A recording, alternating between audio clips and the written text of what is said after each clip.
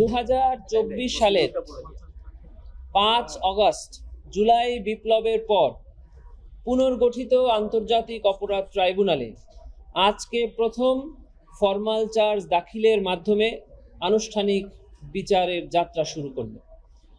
ইতোপূর্বে ট্রাইব্যুনালের তদন্ত সংস্থার পক্ষ থেকে বিজ্ঞ চিফ প্রসিকিউটর বরাবর যে তদন্ত প্রতিবেদন দাখিল করা হয়েছিল সেটি ছিল জুলাই গণঅভ্যুত্থান চলাকালে চাংখারপুলে সংঘটিত মানবতা বিরোধী অপরাধের অভিযোগে। সেই তদন্ত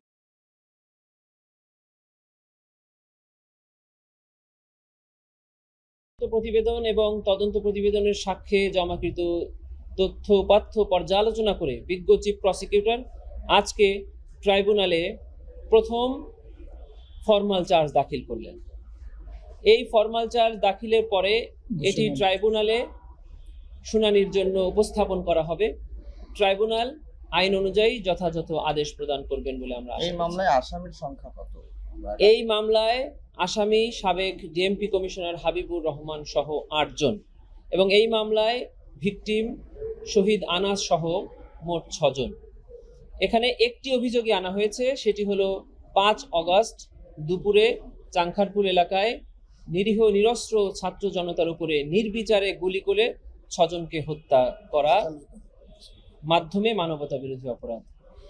আমাদের এই আইন অনুযায়ী এই ফরমাল চার্জটি ট্রাইব্যুনালের কাছে যদি স্যাটিসফ্যাক্টরি মনে হয় তাহলে ওনারা এটিকে আমলে গ্রহণ করবেন এবং যে সকল আসামিরা উপস্থিত আছেন তাদেরকে একটি করে এই কপি প্রদান করার জন্য বলে দিবেন। আর যারা উপস্থিত নাই তারা যে ইচ্ছাকৃতভাবে পলাতক আছে এটি যদি ট্রাইব্যুনালের কাছে প্রতীয়মান হয় এবং সে মর্মে রিপোর্ট আসে তবে তাদের জন্য প্রত্যেকের জন্য স্টেট ডিফেন্স কাউন্সিল মানে রাষ্ট্র নিয়োজিত আইনজীবী প্রদান করা হবে।